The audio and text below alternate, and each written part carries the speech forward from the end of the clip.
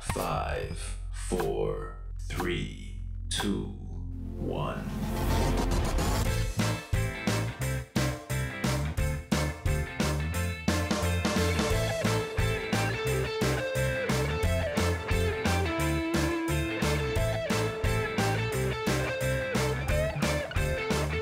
Hello, welcome to TrojanVision's The Week That Was, covering the news and events for the week ending Friday, April 2nd, 2021. I'm your host, Aaron Taylor.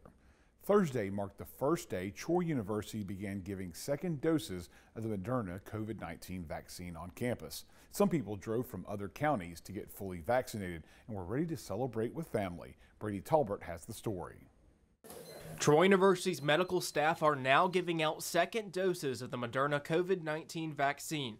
Over 1,600 people have already received their first shot on campus and are waiting for another. Everything for us here at the university is going fundamentally sound regarding our hopes regarding the vaccine. The university is averaging about 100 people a day, including those from other cities. It's something that we have looked forward to. Andy and Belinda Hepburn are from Montgomery and made the drive to Troy to get fully vaccinated just in time for Easter weekend. That means I'm going to church, and I'm still going to wear my mask, but I'm going to be comfortable doing that. I feel like that people won't back away, you know, when we come, and maybe we can start having more gatherings and things that we can go and enjoy.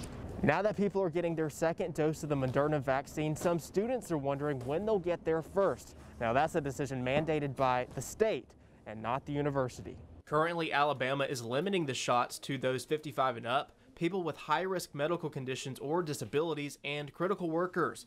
As for Troy students, when younger people will qualify is still up to the governor. Troy University says the second students are eligible. Our ultimate goal will be to get the information out to our students. They can register for their first shot.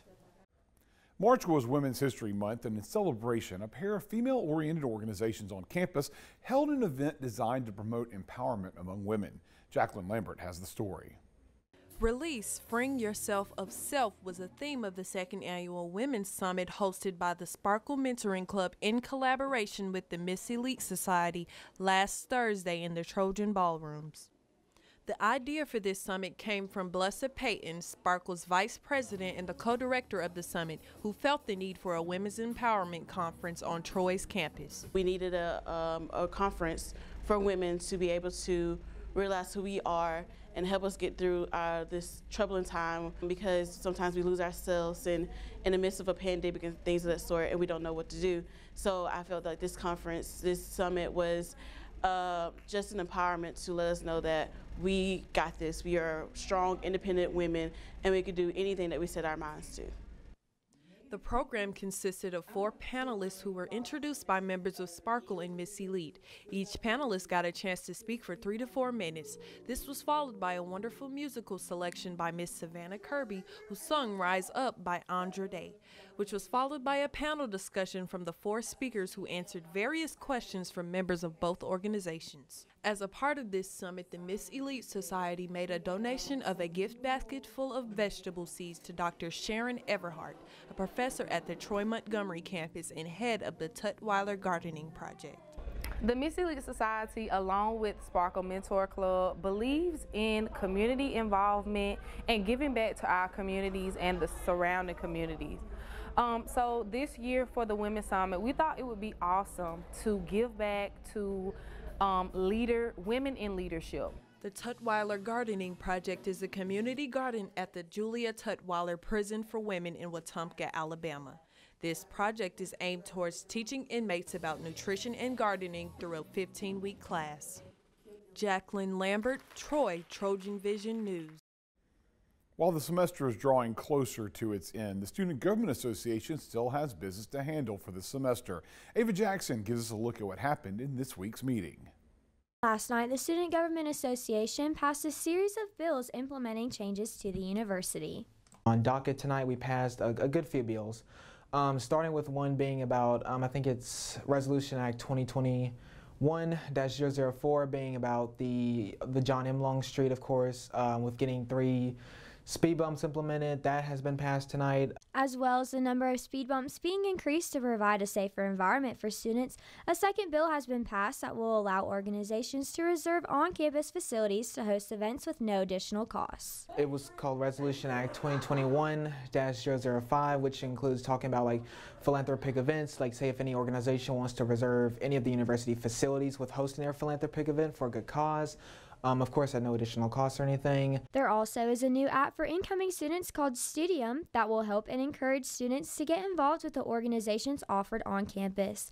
The app will provide a way for students to be more aware of events on campus at the convenience of their cell phones. You know, it's an app that we're trying to launch on campus that she is really trying to promote with, say, students rolling in from Impact. As a great source, a great tool for them to really start off with finding organizations they may want to really get involved in. Ava Jackson, Troy, TrojanVision News. We'll take a short break. When we return, we'll find out why a Troy fraternity spent all week riding a bike on the John Lewis Quad. Stay tuned, we'll be right back.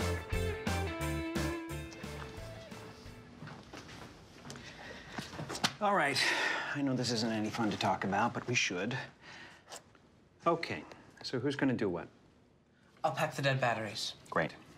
I'll only put what I don't need into a duffel bag. Perfect. That's totally unhelpful. No problem. Meanwhile, I will try to comfort everyone by speaking in a calm voice. And I'll try to get the generator going without any gas. Oh, let's not forget the cell phones, which probably won't work. Right. And who is going to handle supplies? I can forget to do a list for us. Thanks, pal. Well, I think we couldn't be any less prepared. I'm proud of you guys. Talk to your kids about who to call, where to meet, what to pack. Visit ready.gov/kids for tips and information.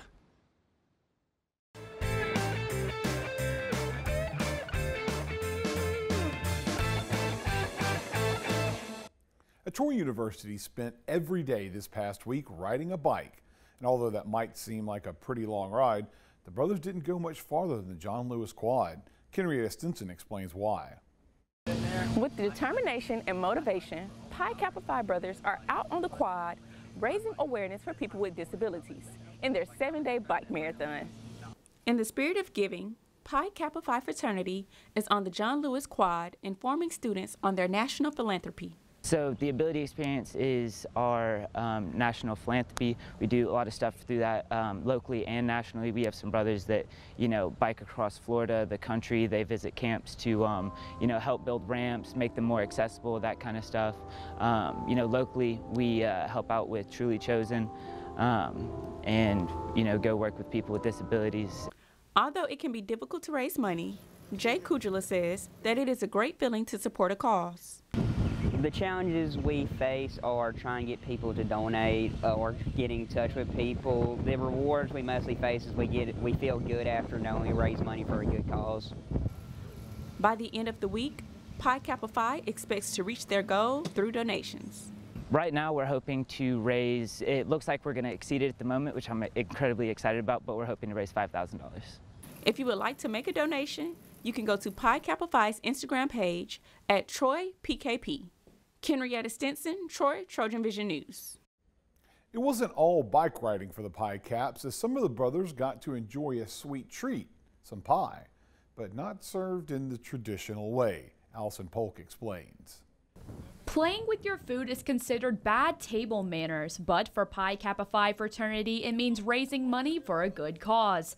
That's why Wednesday afternoon, Pi Kappa Phi were asking Troy University students and staff to pie them in the face. Today we're doing one of the many events that we're doing throughout the week for our philanthropy week. Today we're doing Pi Cap. It's just $2. I think it's going to be around 10 to 1. So all proceeds go to our philanthropy, the Ability Experience. $2 is all it takes to pie a Pi Cap and raise money for kids with disabilities. It's as easy as pie. Our philanthropy is called the Ability Experience. It helps people across our nation with disabilities. And one of the cool things about it is that it's all owned by Pi Kappa Phi. It's not owned by a third party. It's owned completely by us, so we have complete control over it and complete control, the direction and everything that's going on within it. And even though being pied in the face doesn't sound too appealing, Smythe says it was a fun way to get everyone involved.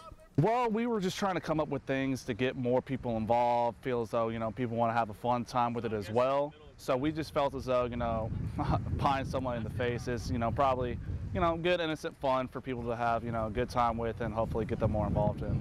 Pi Kappa Phi will be hosting events every day this week to help raise money for their philanthropy. For more information, you can visit their Instagram at TroyPKP. Allison Polk, Troy, Trojan Vision, News. Troy University's Greek Week had students playing in the sand as a part of the week's worth of competition. Kaylee Wright shows us why. Sand and sweat does not bother the players in this year's Greek Week volleyball tournament. Philanthropy and Sports Chairman Zach Nixon explains why Troy has Greek Week. But Greek Week is important because it's a time where we can put our differences aside and we can just work together and just learn a lot about each other and kind of figure out how we can work together to make Troy University great. Nixon says they are working for the same cause and are doing so through competition. Everybody competed very well today. It's a great thing just to be able to watch. Everybody gets a little competitive, but we're all in this for the same reason. So it's just great to be able to compete and you get to win, and it's always great winning. The first place winner was Team Black, which consisted of members from Alpha Gam and Pi Cap. The second place winner was Team Yellow, which consisted of members from KD and Sigma Chi. And the third place winner was Team Blue, which consisted of members from AOPI and ATO. According to Nixon, the teams are competing for points, and at the end of Greek Week, the team with the most points is the winner and receives a trophy. Despite the competition, this week is all about coming together and having fun. Because we're all in this together, we're all here at Troy University. And so once we put all of our efforts together instead of working individually, we get a lot more accomplished. The volleyball tournament was one of many Greek Week contests. The Greek Games wrapped up the competitions earlier this afternoon. Kaylee Wright, Troy, Trojan Vision News. Trojan Arena was the site of an event where fraternities and sororities got to show off their fancy footwork. Simon Schuessler has all the action from the Greek Sing. Ever wanted to showcase your dance moves? Well, Thursday night, fraternities and sororities got together to do just that for the 2021 edition of Greek Sing. Greek Sing is an event during Greek Week in which teams work together on a choreographed dance that they perform in front of judges. The goal tonight was to keep everyone safe with COVID guidelines with masks and social distancing, and also it's just to have a good time. We had to cancel Greek Week last year because of the pandemic, and it's really good just to get to come back and have Greek Sing in person and get to have Greek unity again. Teams made their dance based around this year's Greek Week theme, which is Olympics, with a hockey-themed dance, boxing-themed dance, and a basketball-themed dance, among others. Judge Ryan Wagstaff talked about the criteria teams were being judged on. Concept and the theme, what was given to you, how creative can you get with that, and how outside the box could you think, and not just make it something that you know that's just already kind of easy to just think of, but just see how creative that you can be with it, and just how much fun you can have and how clean it was. Being judges and being a dancer myself, I'm always looking for cleanness, lines, difficulty in choreography, just execution and all, overall execution. And facial expressions. I'm big on facial expressions. Even though they had to wear masks and stuff, you can still feel it through the mask and stuff like that. So Greek Sing is just the latest in a jam-packed week of events for these organizations during Greek Week. If you want more details on the ongoing events, check out @Troy Greek Week on Instagram. Simon Schuessler, Troy, Trojan Vision News.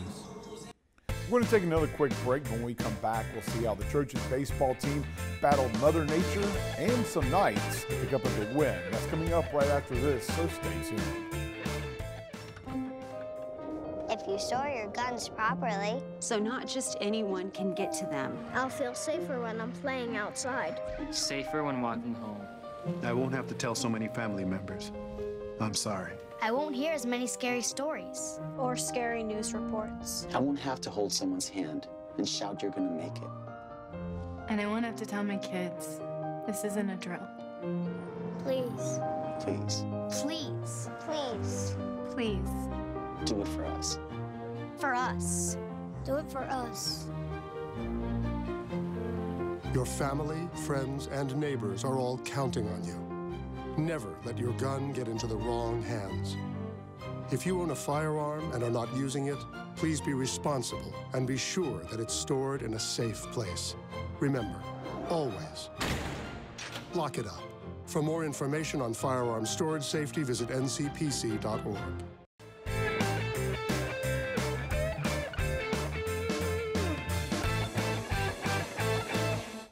The Trojan baseball team battled through rain in a massive offensive surge from UCF to claim a series victory on Sunday. Stuart Bradley has the highlights. The Trojan offense had already put 7 runs on the board until the game was stopped in the bottom of the second due to rain.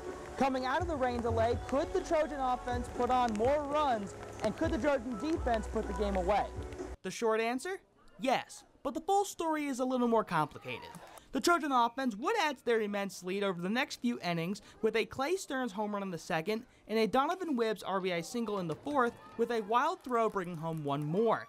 It appeared the Trojans had built up an insurmountable 11-1 lead.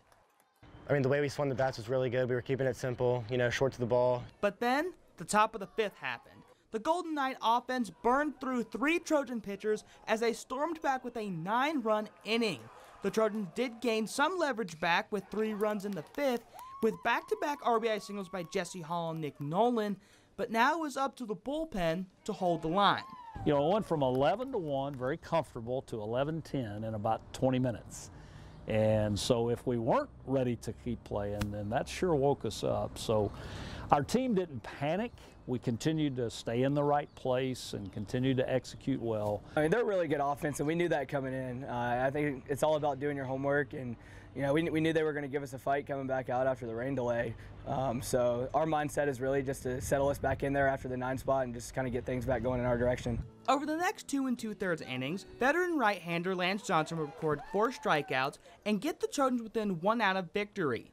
With both coaches agreeing to a drop-dead time of 5:30, it took Marquez Oates just 3 pitches to record the save, giving Johnson the win and ending a 5.5-hour tug-of-war by a score of 14-12 in 8 innings. Lance is the most experienced pitcher in our program. He's been in more games than anybody in our program here. He was a guy that I thought could handle all that was being thrown at him. It was big for the team, and you could feel the energy in the entire stadium. And that at-bat was really huge, and I was excited to get in that situation and see what I could do. Stuart Bradley, Troy, TrojanVision Sports. Wednesday morning, President Biden signed a proclamation recognizing March 31st as the Transgender Day of Visibility. In the spirit of the day, Emily Campbell introduces us to a Troy University professor who's working to improve LGBTQ rights in and out of the classroom. Dr. Ruan Woods is a professor of ethnomusicology at Troy University and an openly non-binary professor. Woods uses their platform as a teacher and their experience with their identity to help the students in their classes. Who I am helps me create a broader space of visibility for the students in my class. And I create the safe space in my classroom that I would have wanted when I was in school. Outside the classroom, Woods is the trans and queer liberation organizer for Hometown Action, an inclusive outreach organization that works throughout the state of Alabama. Woods advocates for transgender rights and equality on the state and local levels. I think visible support and advocacy is like one primary step that can take shape. And it can be something as simple as ensuring that in our university email system that students, faculty, and staff can choose the name that they want displayed in that system. As a professor, Woods works to create a safe environment for their students in the classroom. However, there are some issues that are more widespread than a small class setting.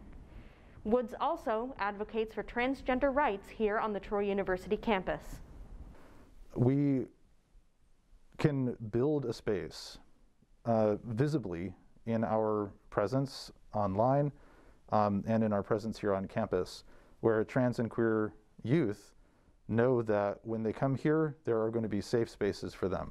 Alongside student organizations like Troy University Spectrum Alliance, Woods continues to build safe spaces for transgender and queer students, faculty, and staff. Emily Campbell, Troy, TrojanVision News. Troy University is often referred to as Alabama's international university due to the large number of international students on campus. The country with the largest international population enrolled at Troy is China.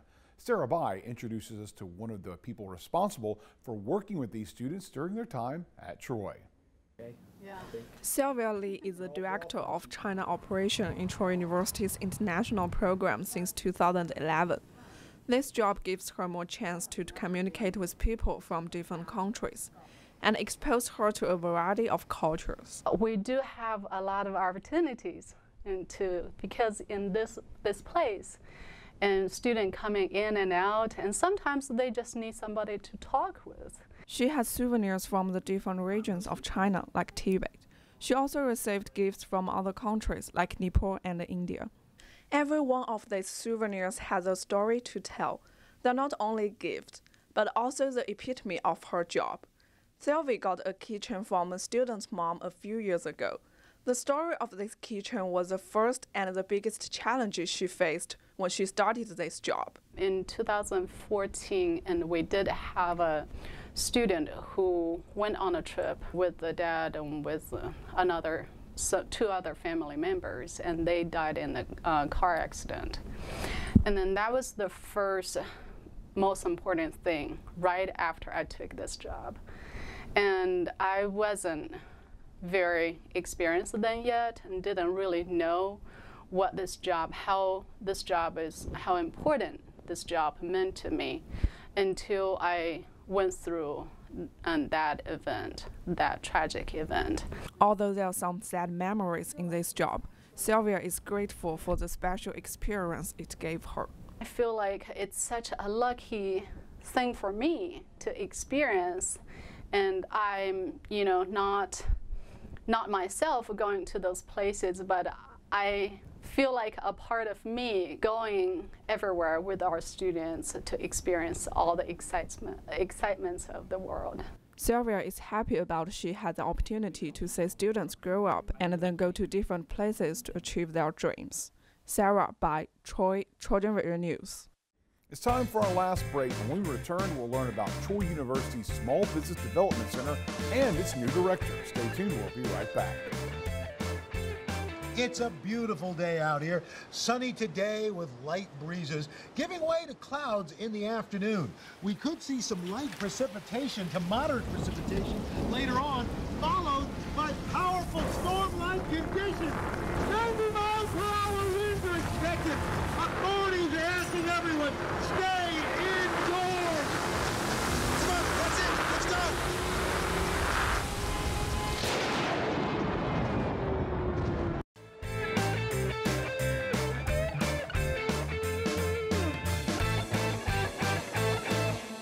Troy University's Small Business Development Center has a new director. We'll learn more about the center's services and the new director in this week's Trojan Talk. Hello and welcome to Trojan Talk. I'm your host, Aaron Taylor. With me today is Juliana Bolivar, Director of the Small Business Development Center here at Troy University. Juliana, thanks for joining me here today. Thank you for inviting me. And we're talking about the Small Business Development Center. You've been named director, recently named director, but for the folks at home, we want to know a little bit about you. But before we get to know about you, let's talk about the SBDC, because a lot of people may not even be aware of its existence or what it does. So kind of give us an idea, what is the SBDC and what does it do? Well, our program is designed for the community as well for the students. We provide advisory to small business owners or people who want to start up. I don't own a business. I am great at baking at home. I am great at doing something, but I don't know how to start a business. So we help people to get started from zero. And so getting a loan, getting permits, all you need in order to plan and open your business. And so this resource is available through the university. And of course, one of the cool things is it's pretty much the university's part of downtown. And you've got this amazing new facility downtown that folks want to, if they want to come take a part of it, is right there on the square. So that I think makes probably things a little bit easier, because it makes it easier for folks that are in the community to come and see what you have to offer. It's easier to access. Troy is back in downtown.